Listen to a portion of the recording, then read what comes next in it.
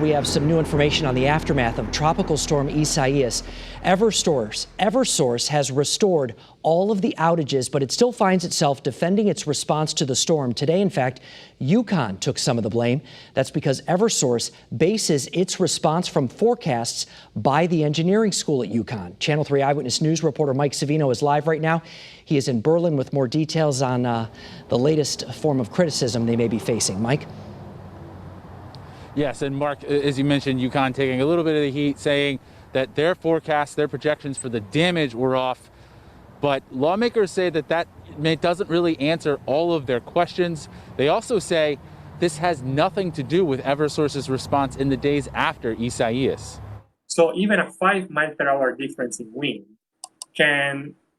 has a big impact in customers out. University of Connecticut saying today its projection for damage from Tropical Storm Isaias was well short of reality. The UConn Engineering School's Eversource Energy Center predicted up to 6,000 trouble spots for Eversource. Eversource says the final number was 18,000. The center also forecasts for United Illuminating and Eversource's out-of-state operations. UConn says gypsy moth infestations and a 2016 drought made trees more vulnerable than expected. As circumstances changed, we saw the devastation, we adjusted our plan, brought in additional resources. Eversource says the UConn forecast is one of the tools it uses to predict power outages. The company says it shifted gears after the storm. But lawmakers say Eversource could have done a better job with vegetation management.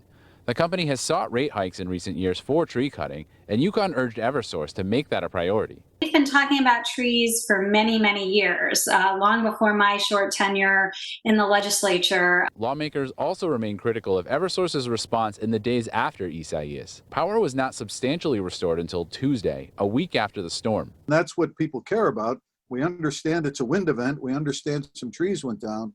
But the fact of the matter is there was a number of incidents of poor coordination. In their response, Eversource focused on how UConn's forecast fits in their planning, but they also said in general they'll look for improvements. We'll continue to work with UConn and other outside experts to understand the variables and refine our approach going forward.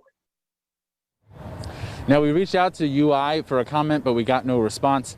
One note for Eversource customers: in your newest bills, you will see a note reflecting the fact that they're going back to their June rates. Remember, the Public Utilities Regulatory Authority suspended a July rate increase while they review that increase. Reporting live from Berlin, Mike Savino, Channel 3 Eyewitness News.